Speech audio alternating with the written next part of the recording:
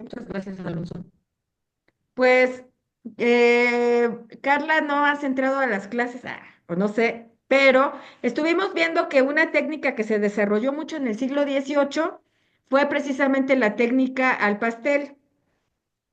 Eh, Estamos viendo aquí un retrato que es con tizas de pastel y bueno, un cuadro, pues un óleo, ¿no? Ya dejamos atrás pues esta solemnidad del barroco francés de Luis XIV. A ver, déjenme pongo justo este. Y pues nos vamos a un arte que dicen muchos que es un arte pues principalmente decorativo, ¿no? Del interior, como vimos la vez pasada, busca mucho la comodidad. Yo nunca me he sentado en esos sillones, pero bueno, dicen que son más ergonómicos, más acolchonados. Y si se dan cuenta, sí es el motivo de la rocalla, ¿no? Que es esto que tiene que ver con las conchas, las algas, motivo vegetal, principalmente marino, es asimétrico, ¿verdad? Vean cómo es esto, ¿no? O sea, ustedes parten un espejo rococó y no es simétrico. Todo lo que habíamos estado viendo, o la mayoría del arte que estábamos viendo desde Egipto, Mesopotamia, pues era casi simétrico, ¿no? Bueno, sí, con los griegos, pues ya no, aunque sean cuerpos, digamos, simétricos, bueno, pues tú partes una escultura, no te va a salir lo mismo, ¿por qué? Porque ya tienen mucho movimiento, ¿no? Entonces, si en el barroco francés, digamos, en muebles y diseño siempre está por barroco, bueno, porque el rococó para algunos es una extensión del barroco. El tipo Luis XIV, pues bueno, es así como el barroco, barroco, ¿no? Luis XV es rococó y Luis XVI lo meten como el neoclásico. Siempre recuerden que, sobre todo en estos periodos, conviven, ¿no? Se van haciendo unos. Es como cuando el gótico estaba emergiendo, pues todavía seguía el románico, ¿no? Se dice, bueno, pues sí, que es femenino, que es delicado, y aunque no parezca que tiene mucha conexión con la Revolución Francesa, pues sí, sí la tiene, porque como vimos la vez pasada, el siglo XVIII es el siglo de la Ilustración. Y como les comentaba, no sé si checaron, y yo creo que no les mandé el video de este maestro filósofo de la UNAM, que habla, ¿no? De la importancia que tuvo el café para que estas mentes europeas estuvieran más despiertas. Y yo creo que pues sí, un poco, ¿no? Porque nosotros, cuando tomamos un café, no Nescafé, la verdad es que sí no, estamos más alerta, ¿no? Hasta hay medicamentos que tienen cafeína, pues para estar más alerta. ¿Qué pasa? ¿Cuál había sido, quién había tenido el mayor poder? Los reyes, ¿no? O sea, el barroco es también, sí, contrarreforma, religión, pero también es monarquía absoluta. En el rococó sigue, obviamente, siguen los reyes, pero ellos ya no quieren todas estas cuestiones tan solemnes, ¿no? Por eso se retiran, ya no van a vivir en Versalles, vuelven a París y viven en estos pequeños departamentos decorados a una manera, pues sí, muy lujosa, muy que bueno, están más relajados, ya no tienen que estar todo el tiempo con estos protocolos.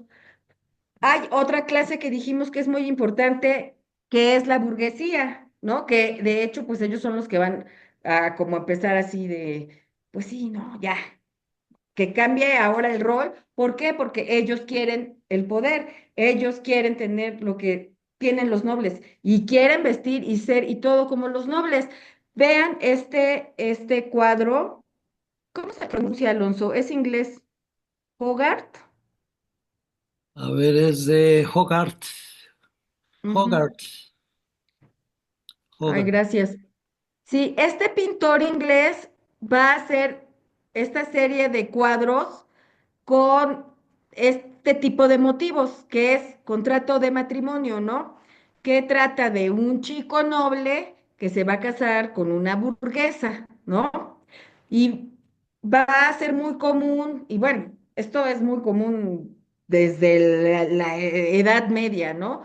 O sea, si tienes dinero y hay un noble que solo tiene el título, bueno, pues hay un intercambio ahí, ¿no? ¿Por qué? Porque él va a seguir teniendo dinero a cambio de, pues sí, su título, ¿no? Hay un duque. Acuérdense que cuando, pues es la revolución, también rusa, cuando llegan muchos rusos que pues igual no habían sido nobles, pues algunos de ellos pues ya se ponían, sí, yo también soy el príncipe de quién sabe qué. ¿Y cómo ibas a saber, no? O sea, y muchos, bueno, decían, porque esto pues le da cierto caché, ¿no? A las personas. Entonces, este cuadro nos está hablando precisamente de que los burgueses tienen una importancia y un peso social aun cuando hay una monarquía. Desde la época de Luis XIV, los burgueses, recuerden que son parte importante. ¿Quiénes son los burgueses? Pues es la clase media, la clase alta, pero no noble, que pues sigue en París, ¿no? Abogados, médicos, clérigos, eh, músicos, ¿no? O sea, digamos, pues en el caso de Mozart, pues no era noble, pero pues tampoco era así pobre, no era de, digamos, clase burguesa alta en alguna época. Entonces, el rococó pues va a surgir en Francia. Acuérdense, es muy importante, la corte se va a mudar a París. Es un arte muy íntimo, decorativo. Ahí es donde va a agarrar más, ¿no? En las artes decorativas. Aquí todavía, si se dan cuenta, los muebles que vemos en este cuadro son todavía muy pesados, aunque hay motivos. El barroco también puede tener motivos de conchas, de olgas, de algas, de, este, no sé, todo lo que tenga que ver con mar, pero es mucho más pesado. Vamos aquí a ver, la vez pasada, bueno, vimos música, pintura, es un estilo de la aristocracia de Versalles, ¿no? Que están hartos de lo que ya hablamos, ¿no? Están hartos de pararse todas las mañanas, todas las tardes y que a la misa y bueno, a lo que el rey diga. También es un gusto por lo pequeño. Entonces, se van a bajar los techos. Bueno, yo no he viajado, o sea, realmente yo no sé qué tan bajo sea un techo rococó, tampoco creo que sea muy, muy bajo, pues, pero recuerden que en Versalles dicen que estaban muy altos los techos y que había como tapancos y que hacían como que en los departamentos donde vivían los nobles, a veces como dividían, ¿no? Como para que fueran como tipo de dos pisos. Es ¿qué más? Gusto por lo pequeño, la ornamentación. La verdad es que esto sí es como muy... La película de Mozart, también la de Amadeus, también tiene mucho rococó. Vean, ahora. Esta arquitectura ya es totalmente rococó. ¿Se dan cuenta? No es una luz tan dramática, tan teatral, ¿no? Es al contrario, esto tiene mucha claridad, hay mucha luz, hay mucha ventilación, ¿no? Vean, esta es la dichosa ventana francesa que va, bueno, desde el piso casi hasta el techo. Y algo también muy importante es que, digamos que la planta no va a ser totalmente cuadrada, o sea, las esquinas siempre es todo como muy ondulado, ¿no? Vamos a ver la brevedad. Madame. Bueno, acuérdense que el rococó es por el gusto de Madame Pompadour, ¿no? Que hasta le van a hacer este color, el rosa Pompadour. Acuérdense que a la siguiente amante de Luis XV, bueno, pues a Madame du Barry, a ella le va a gustar más el estilo neoclásico. Entonces el rococó, pues va a ser en la primera mitad del siglo XVIII. Este es un hotel que es como se les llamaba a estos lugares donde van a vivir muchos de los nobles o de los burgueses que tengan mucho dinero, ¿no? Yo he buscado, pero creo que debería buscar más bien en francés porque en español no voy a encontrar. Y aquí estamos viendo el cuarto de Luis XIV. Vean, esto es barroco, ¿no? Y esto es rococó. El rococó sí se ve mucho más ligero, ¿verdad? Por eso van a usar mucho los espejos que reflejen. Y si se dan cuenta, ¿qué estamos viendo aquí? Una arquitectura arquitrabada, ¿no? Porque, bueno, son líneas, pues, rectas, no hay tanta onda. Y eso que el barroco sí busca el movimiento. Pero bueno, es simétrico, ¿no? La cama está en el centro, como nos comentaba Alonso la vez pasada, está en el centro, ¿no? Del todo el palacio. Y luego, bueno, si partimos la cama de este lado y de este lado, nos sale exactamente lo mismo, ¿no? O sea, hay mucho equilibrio. Aquí, aparentemente, pues es lo mismo, pero en los pequeños detalles de la rocalla sí notamos, ¿no? O sea, que no es exactamente igual y no es tan pesado, o sea, se busca que sea un arte pues más ligero. Yo me imagino que en esa época esto debió ser muy moderno, ¿no?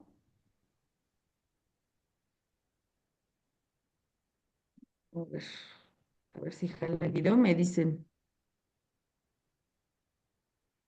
Este no lo sé.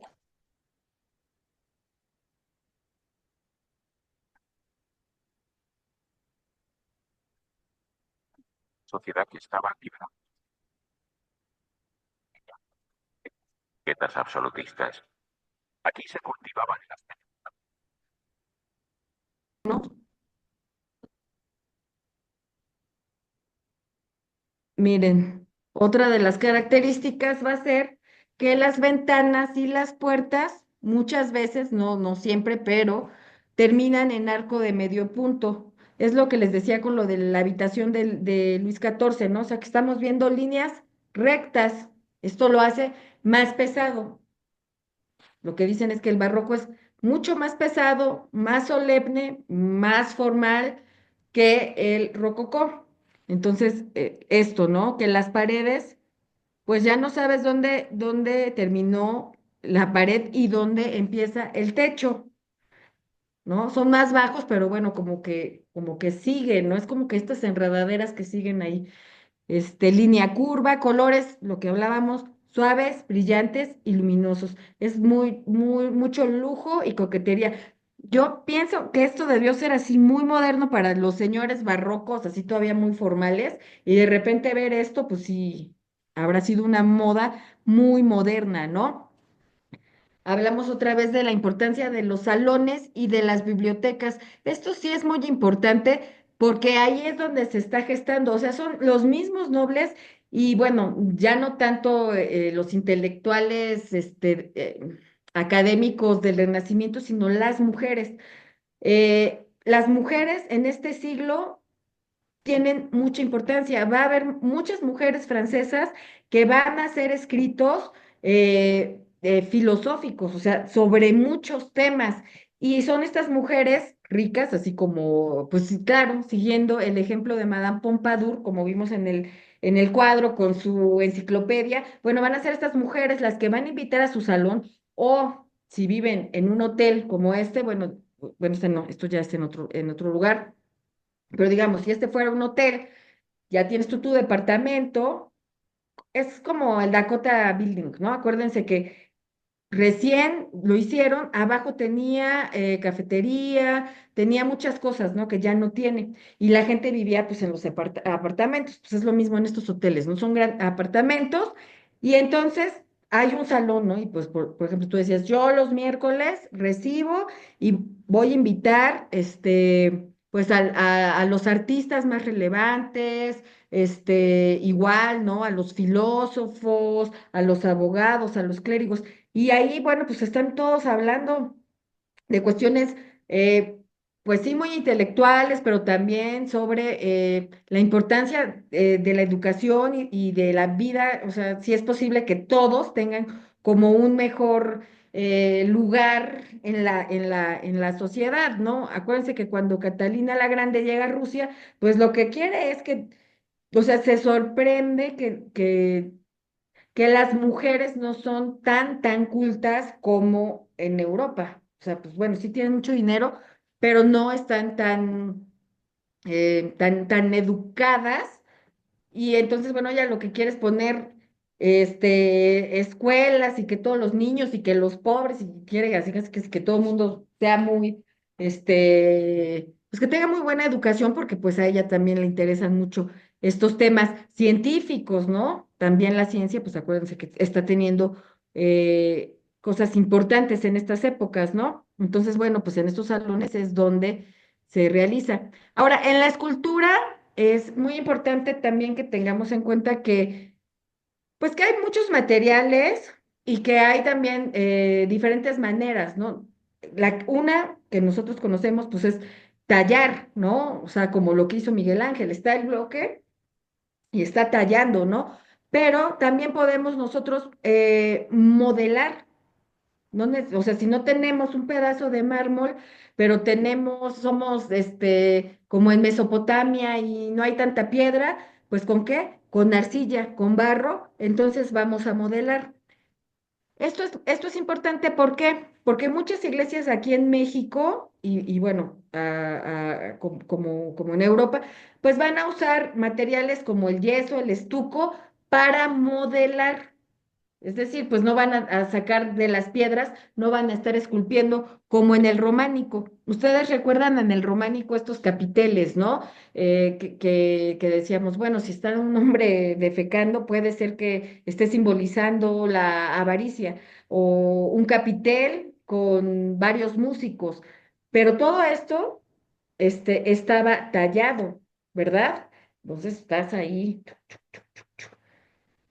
Otra manera es, no tienes tanta piedra, que pues es más caro, pues entonces con este material más blando modelas y ya cuando seca se endurece y bueno, ya le pintas y pues simula, ¿no? Como si fuera realmente una roca.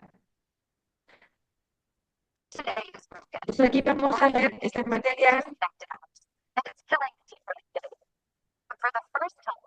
que para muchos es el del barroco, ¿no? Por excelencia, el estuco.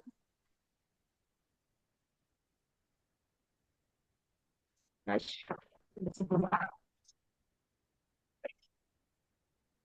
no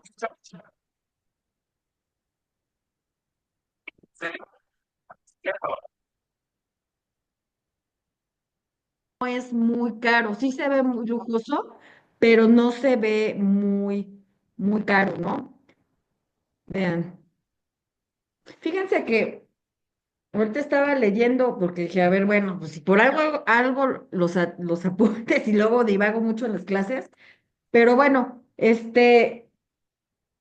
o sea, sí estar muy conscientes de que en el siglo XVIII hay muchos cambios, ¿no? O sea, de hecho, se le dice que es un siglo de las revoluciones. ¿Por qué? Porque hay una revolución industrial, pero también hay una revolución donde, bueno, la francesa, donde ya se cambia como la manera, antes eran como estamentos, ¿no? Pues ahora ya no hay estamentos, ya no hay clases sociales, o sea, después de una revolución en teoría, se supone que, bueno, ya todos los ciudadanos pues tienen, digamos, los mismos derechos, ¿no? O deberíamos de tener los mismos derechos. Entonces, bueno, esto por eso también es muy importante el siglo XVIII, o sea, no solo es esto, o sea, es que ya, la verdad, hay mucho malestar por muchas cosas, aunque siempre también tener en cuenta esto, ¿no? Que en realidad son unas clases que quieren ocupar el lugar que están ocupando otras, ¿no? Eh, que bueno, sí, con la muerte de Luis XIV, digamos, que se pasa a una nueva época, a una nueva edad, como así dicen. Y que, bueno, desde el siglo XVII hay que recordar que ya se está desarrollando, bueno, sí, desde el Renacimiento, pero bueno, digamos que ya en el siglo XVII, en cuestión científico, pues ya está como más asentado, que bueno, ya está el método científico, ya está muy desarrollado, ¿no?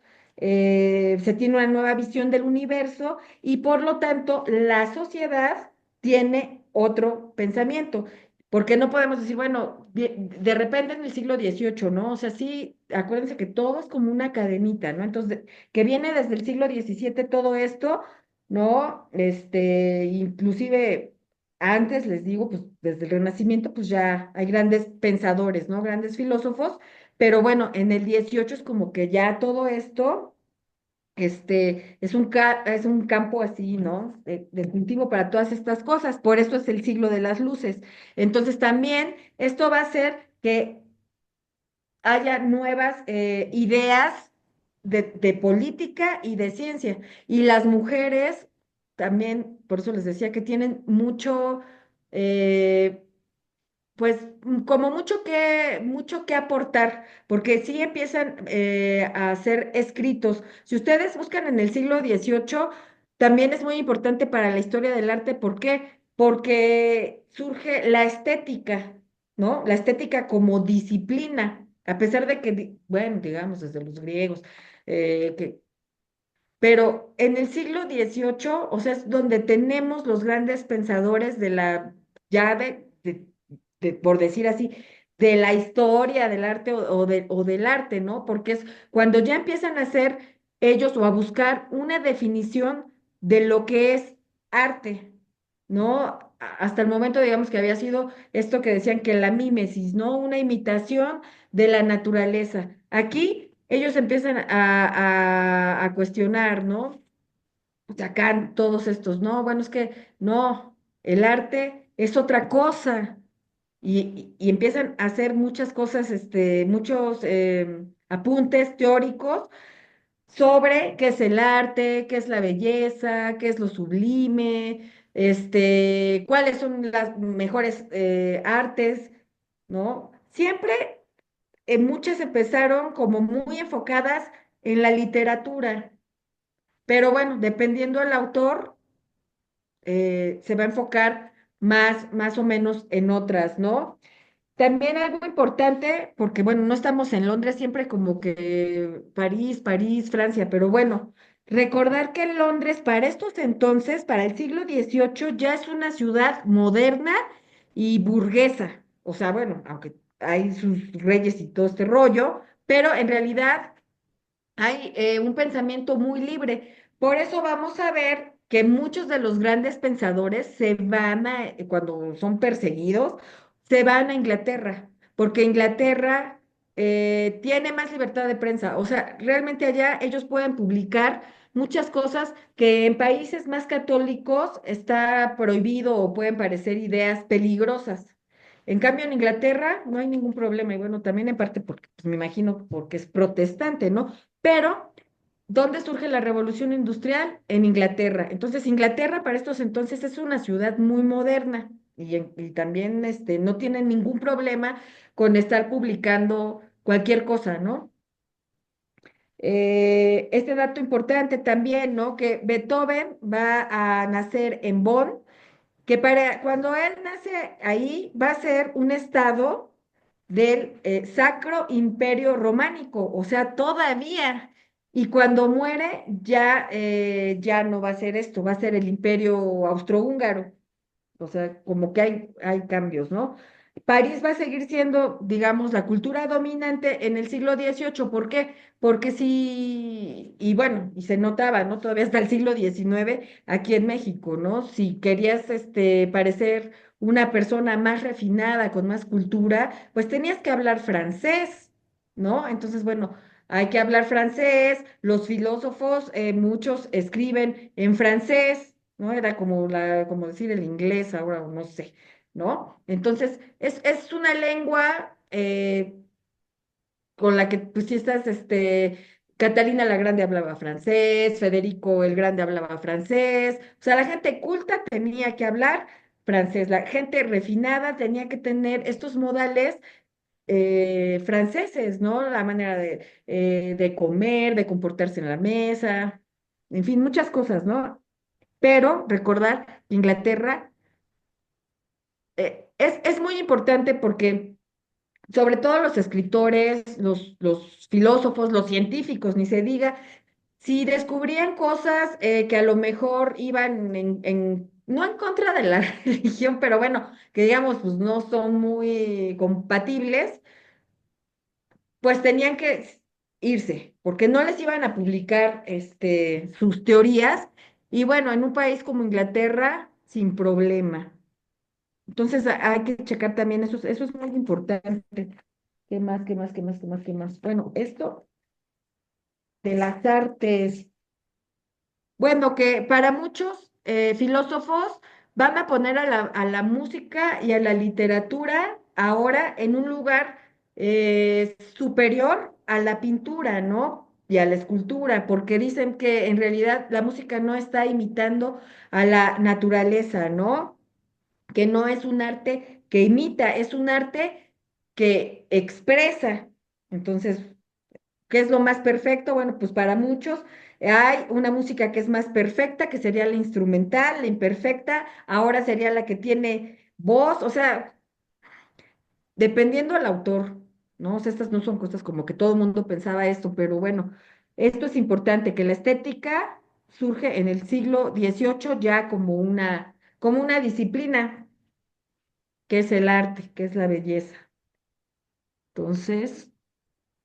O sea, que no solamente es esta cuestión que estamos viendo tan bonita aquí, ¿no? O sea, no es que eran unos superficiales, que solo les gustara que se viera todo muy bonito y luminoso y vamos a divertir. O sea, no, la verdad es que la gente de verdad también sí estaba muy, este, pues muy intelectual. Aquí estamos viendo cómo son los exteriores, ¿no? Ya habíamos visto el Palacio de Sanssouci. Colores muy pasteles, muy bonitos. Mucho es este tipo de combinaciones, amarillo, blanco, amarillo, plata, amarillo, verde, oro, azul. Y son exteriores no tan recargados, tan vistosos como los barrocos. Ustedes recuerdan cómo es el barroco, sobre todo en Roma, ¿no? Que las fachadas tienen este propósito que es invitarte a pasar y también que se vea de alguna manera que aunque estamos en crisis y aunque hay guerras y tal vez ni siquiera hay tanto dinero, pues hay que aparentar, ¿no? Hay que aparentar que hay una riqueza. Aquí, como no es tanto para demostrar, porque sí es un arte más íntimo, un arte para los nobles, un arte para los burgueses que tienen dinero, pues ahora sí que es en el interior, ¿no? Es un arte privado, pero bueno, pues por eso luego se está criticando mucho que los excesos de los ricos y que si los pobres están, pues sí, o sea, la cosa tampoco está fácil, ¿no? Para los franceses, y los franceses es este tipo de gente que la verdad es muy, pues no sé, o sea, yo no sé si es porque ahí se dio la revolución, pero, o sea, es gente que sí, sí protesta, ¿no? Sí protesta, si algo el gobierno no está haciendo bien, ellos traen como ya esa onda de que protestan, ¿no? Y acuérdense que fueron las mujeres, ¿no? En Francia, las que empezaron, de hecho, a protestar. Vean qué bonito, ¿no? Es un arte, sí, muy, muy delicado y volvemos a lo del estuco, ¿no? Estas formas. Muchísimo, muchísimo movimiento. Aquí está la rocalla otra vez. O sea, realmente, pues, las características, pues, eso hacía hasta en 10 minutos, ¿no? Que la ventana francesa, mucha luz, por eso el uso de espejo, estos candelabros con mucho cristal, los colores claros que reflejan. Esto recuerden, ¿no? Que no se sabe dónde, bueno, aquí sí se nota más, ¿no? Pero dónde termina la pared y dónde empieza el techo, mucha intimidad y confort. Dependiendo del país, pues obviamente va más recargado, ¿no? Esto pues ya es España, pues sí está mucho, mucho más recargado. Si hablamos de rococó en España, pues sí, sí, sí debemos pensar como en Bárbara de Braganza y en Farinelli, ¿no? Son como figuras importantes. Aquí estamos viendo este tipo de sillones que se van también a poner de moda porque es lo que se está buscando, ¿no? Que no solamente sea un sillón para una audiencia, sino para mi descanso, para mi disfrute. O sea, finalmente, ¿con qué se entretienen los nobles? Bueno, sí, con los juegos, pero también mucho con la lectura. Ya hay, no es que estaban todo el tiempo leyendo filosofía, ¿verdad? O sea, hay diferentes tipos de lectura, ¿no? Entonces hay que buscar un espacio para la lectura. Los autómatas, ¿no? Porque les digo, es una época de, pues, mucha ciencia, mucho desarrollo, ¿no? Tecnológico, o sea, pues, la era industrial, o sea, las máquinas, ¿no?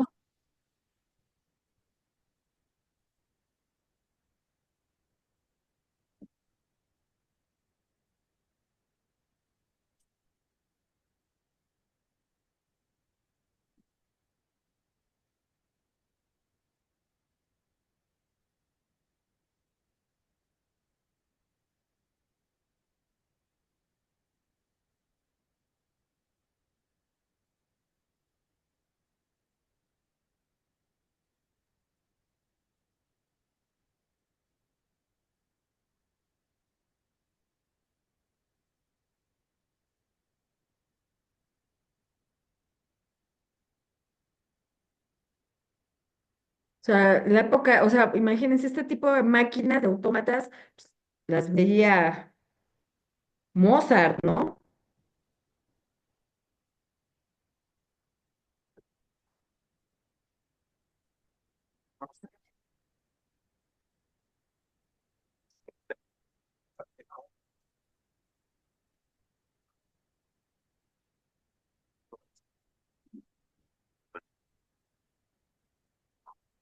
Que hace a alguien más artista o a un arte más que a otra, pues seguimos como en las mismas, ¿no? Que no se llega a nada, pero bueno, como a inspirarse, ¿no? Hoy que vino las chicas de Acuarela, les pasé un método de arquitectura y estaban haciendo arquitectura y entonces de repente vi que una sacó como el método, ¿no? Bueno, que trae como muchos ejercicios de todo, así de arquitectura y así, y estaba copiando, o sea, veía y copiaba como arbustos y cosas para poner en el ejercicio que estaba haciendo y dije, pues sí, pues y precisamente para eso sirven ese tipo de libros, ¿no? Porque esto viene desde, recuerden, el Renacimiento va a haber un montón de manuales donde los pintores también pueden copiar elementos, ¿no? Que necesiten. Aquí estamos viendo a Bárbara de Braganza en España. Ay, no recuerdo, Felipe. ¿Con quién se casó Bárbara de Braganza? Creo que no lo tengo en esta libreta. Con Este, Felipe segundo, ¿no? ay, no sé, Felipe segundo. Ahorita te Y su busco. papá era el que era como melancólico, no sé qué, ¿no? A ver si puedes checarle a los Ahorita te porfis. busco el dato. Sí, porque es importante porque el papá del esposo de Bárbara de Braganza contrató a Farinelli porque según tenía melancolía y lo único que lo podía calmar era la voz de Farinelli. ¿Qué pasa? Es tan importante que, bueno, aquí todavía van a seguir los mecenas, pero esto va a cambiar, ¿no? O sea, acuérdense que hablábamos la vez pasada de Mozart como un músico libre, independiente, ¿no? Bárbara de Braganza era de Portugal y ella dicen, como podemos ver aquí en este cuadro, muy rococó, por cierto, Perdón, fue que Fernando no, VI. Fernando VI, ajá, fue el esposo de Bárbara de Braganza.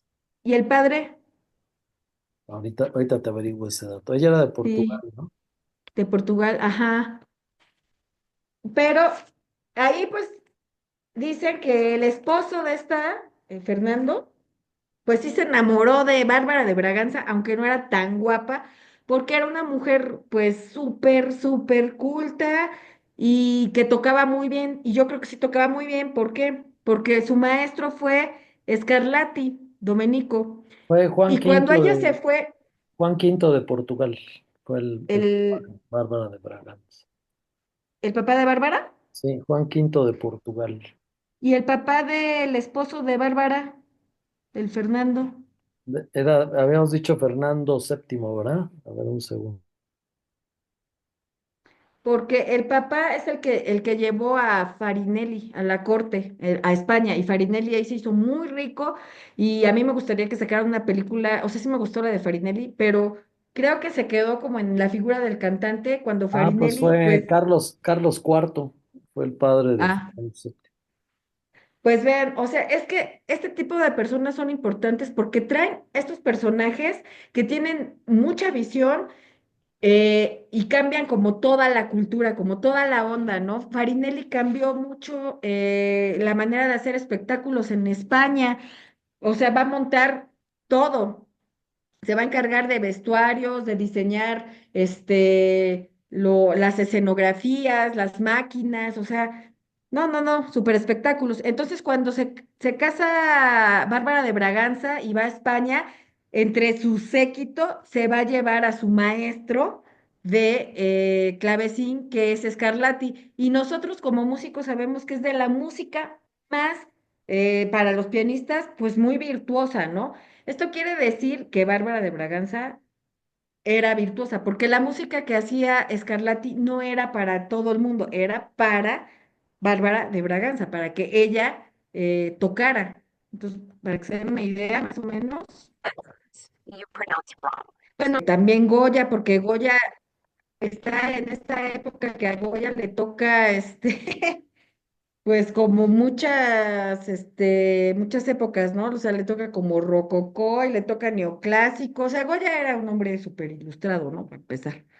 Miren, ¿no? Aquí estamos viendo a Farinelli. Esta no estoy tan segura, la verdad. No sé si es Bárbara de Braganza, tal vez muy idealizada, ¿no?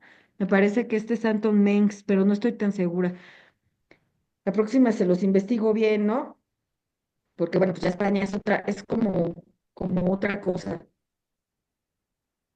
Pero bueno, solo como para que se den como una idea de cómo va el rococó en España, ¿no? Este ya fue venda.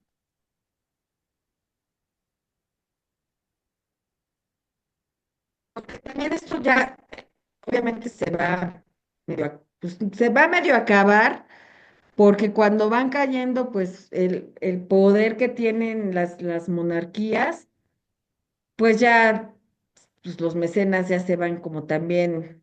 O sea, los músicos pues, tienen que buscar, los músicos y los artistas en general, pues tienen que buscar otra manera de sobrevivir, ¿no? O sea, se empiezan a ser más independientes.